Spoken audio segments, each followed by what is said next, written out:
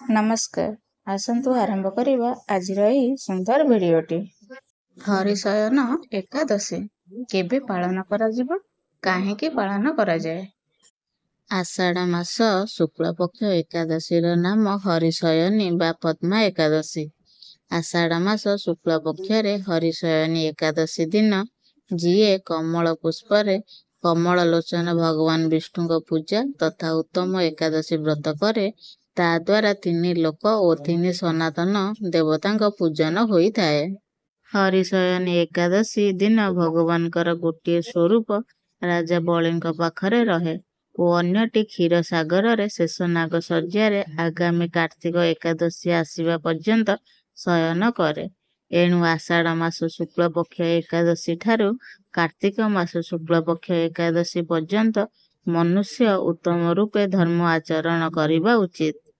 जो मनुष्य एही व्रतर अनुष्ठान करे से परम गति प्राप्त हुए। एणु यत्नपूर्वक एही एकादशी व्रत करने उचित। एकादशी राति रे जागरण कर शंख चक्र और गदाधारी भगवान विष्णु भक्तिपूर्वक पूजा करने उचित। एही व्रत करुथिबा मनुष्यर पुण्यर गणना करने स्वयं चतुर्मुख ब्रह्मा मध्य असमर्थ। जिए एही प्रकार भोग और मोक्ष प्रदानकारी सर्व पापहारी उत्तम एकादशी व्रत पालन करे से जातिरे चंडाल होइथिले मध्य संसार रे सर्वदा विष्णुकर अति प्रिय होई रहे। जेउ मनुष्य दीपदान पलाश पत्र रे भोजन एवं व्रत करी चतुर्मास अतिबाहित करे से मध्य विष्णुकर अति प्रिय। चतुर्मास रे भगवान विष्णु सोई रहंती, एथिपई मनुष्य भूमि रे शयन करिबा उचित। श्रावण मासरे शाग, भाद्रव मासरे दही, आश्विन मासरे दूध एवं कार्तिक मासरे डाली त्याग करिदेबा उचित।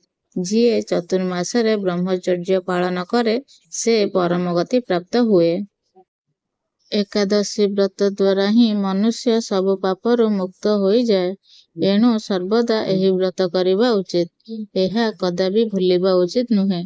शयनी और बोधिनी एकादशी मध्यरे जेउ कृष्ण पक्ष एकादशी मान पड़े गृहस्थ पाई केवल ताही व्रत रखिबा योग्य। अन्य मासर कृष्ण पक्ष एकादशी गृहस्थ पाई व्रत रखिबा योग्य नुहे। शुक्ल पक्षर समस्त एकादशी करिबा उचित। हरिशयन एकादशीर अन्य नाम पद्मा एकादशी, देवशयनी एकादशी। हरिशयन एकादशी 6 जुलाई 2025 रविवार दिन पड़ुछि। पुणे देखाबो आउ गोटे सुंदर वीडियो रे। आज पई वीडियोटी एतिकी। Thanks for watching.